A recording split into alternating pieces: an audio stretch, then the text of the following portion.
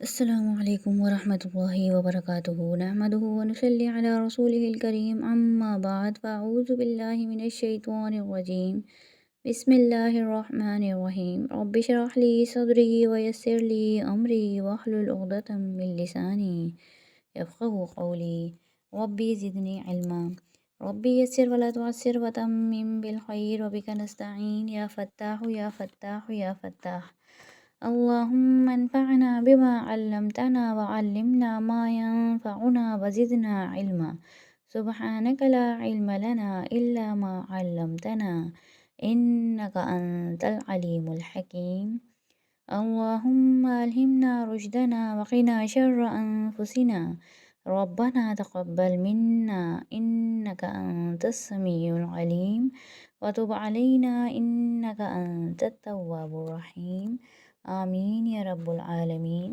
آج ہماری اگلی تختی ہے اخفا کی تختی۔ نون ساکن اور تنوین کا یہ چوتھا قاعدہ ہے۔ پہلے تین قاعدے ہم پڑھ چکے ہیں۔ نون ساکن اور تنوین کا پہلا قاعدہ اظہار، دوسرا ادغام، تیسرا اخلاف۔ آج ہم چوتھا قاعدہ اخفا تفصیل سے پڑھیں گے۔ اخفا کے معنی ہیں ناک میں آواز کو چھپانا۔ نون ساکن اور تنوین کے بعد اگر حروف اخفا میں سے کوئی حرف آ جائے تو ہم وہاں اخفا کریں گے۔ سب سے پہلے ہمیں یہ جان لینا ضروری ہے کہ حروف اخفا کیا ہیں۔ حروف اخفا کل 15 ہیں۔ تا، ثا، جیم، دال، ذال، زا، سین، شین، صاد، ضاد، طا، ظا، فا، قاف اور کاف۔ اب ان کی پہچان کیسے کی جائے گی؟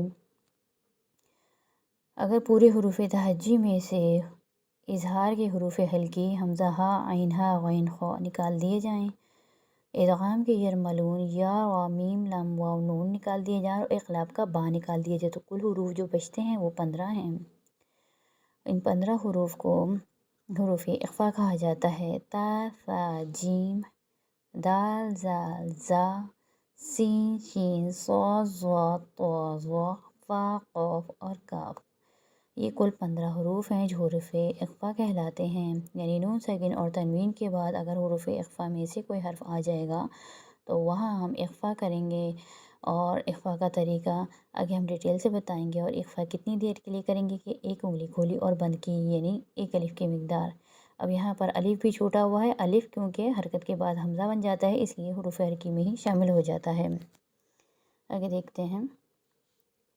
سب سے پہلے تختی شروع کرنے سے پہلے ایک بات سمجھ لینا ضروری ہے کہ نون ساکن اور تنوین کے قواعد ایک سی اس لیے ہیں کہ کیونکہ ان کی آواز پڑھنے میں ایک سی ہے۔ ان کی شکلیں تو الگ ہیں لیکن ان کی آواز پڑھنے میں ایک سی ہے۔ جیسے با نون زبر بن، با الف دو زبر بن، ان کی آواز ایک سی ہے یعنی بن اور بن، لیکن شکل ان کی مختلف ہے۔ با نون زیر بن، با الف دو زیر بن، با نون پیش بن، با الف دو پیش بن، تو ان کی آواز ایک سی ہے لیکن ان کی شکل مختلف ہے، لیکن ان کی آواز کی مناسبت کی وجہ سے ان کے قواعد بھی ایک سے ہیں۔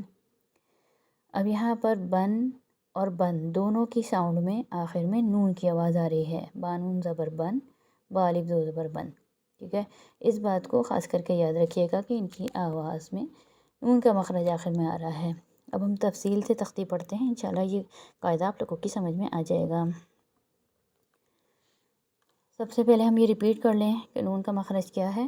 نون کا مخرج ہے جب زبان کا کنارہ اوپر کے 6 دانتوں سے لگے تو حرف نون ادا ہوتا ہے۔ اب ہم شروع کرتے ہیں تختی۔ پہلا حرف ہے انتا۔ انتا میں سب سے پہلے ہم نے دیکھا نون ساکن آ رہا ہے، نون ساکن کے بعد تا آ گیا جو کہ حروف اخفا میں سے ہے۔ اخفا میں سے ہے تو اس لیے ہم نے یہاں پر اخفا کرنا ہے۔ اب ہم شروع کرتے ہیں۔ حمزہ نون زبر انتا، زبر تا، انتا، انت۔ اب یہاں پر دیکھیں انتا میں آواز کیا ہو رہی ہے، کمپلیٹ نہیں آ رہی، ٹھیک ہے، کمپلیٹ نہیں آ رہی، یعنی ہم اس کی آواز کو چھپا رہے ہیں۔ نون ساکن کی آواز چھپا رہے ہیں کیونکہ اخفا کا مطلب یہ ہے چھپانا، تو ہم یہاں پر نون ساکن کی آواز کو چھپا رہے ہیں۔ اور چھپانے کا طریقہ یہ ہے کہ جو نون کا مخرج ہے زبان اور نون کے مخرج میں تھوڑا سا گیپ رہے گا، تو اس طرح سے یہ اخفا ادا ہوگا۔ انتا ہم تھوڑا سا گیپ رکھیں گے، نون ساکن نون کے جو مخرج ہے اس میں اور زبان کے کنارے میں ہم تھوڑا سا گیپ رکھیں گے اور آواز کو ناک میں پہنچائیں گے۔ انتا، انت، اور رکیں گے کتنا، ایک الف کی مقدار، یعنی ایک انگلی کھولی اور بند کی۔ آگے دیکھتے ہیں۔ واو لام زبر ول، حمزہ نون پیش ان، ول ان، سا کھڑا زبر سا، والأنثى والأنثى. حمزہ نون زیر ان جیم یا زیر جی جی لام زبر لا انجیلا انجیل. بعض دفعہ طالبات کیا غلطی کرتی ہیں کہ نون ساکن جو نون کا مخرج ہے یعنی کہ اوپر کے چھ دانت اور زبان کا کنارہ ان کے بیچ میں گیپ کرتے کرتے ملا دیتی ہیں، جیسے ان. نہیں، ہمیں ملانا نہیں، ہمیں پورے حرف میں اس کو یعنی جب تک ہم نون ساکن کی اخفا کر رہے ہیں ہمیں زبان کو مخرج سے ملانا نہیں ہے، ہمیں تھوڑا سا گیپ رکھنا ہے. انجیل. میم نون پیش زال زیر زی ماضی غادو پیش رن ماضر ماضر. حمزہ نون زبر زالام زبر زل آنزل نون الف زبر نا آنزلنا آنزلنا. عین نون زبر سین زبر سا آنسا بایا زیر بی آنسبی لام زیر لی آنسبیلی آنسبیل. فانون زبر فان صاد با زبر صب فانصب فانصب. حمزہ نون زبر زاد یا زبر زی آنزی فا زیر فی آنزیفی آنزیف. میم نون زیر من طا یا زیر طی من طی نون دو زیر نن من طین من طین. حمزہ نون زبر فا الف زبر فا فا لام زیر لی فالی فال. حمزہ نون زبر قاف زبر قا قا ضاد زبر ضا قض قض. میم نون زیر من کاف میم پیش کم منکم منکم. اچھا، اخفا کی آواز نکالنے کے لیے آپ اچھی طریقے سے پریکٹس کیجیے گا کیونکہ اس کی پریکٹس میں کافی ٹائم لگتا ہے. بس یاد یہ رکھنا ہے کہ جو نون ساکن جو نون کا مخرج ہے اوپر کے چھ دانت اور زبان کی نوک ان کے بیچ میں تھوڑا سا گیپ رکھیں گے اور ناک کو آواز میں چھپائیں گے.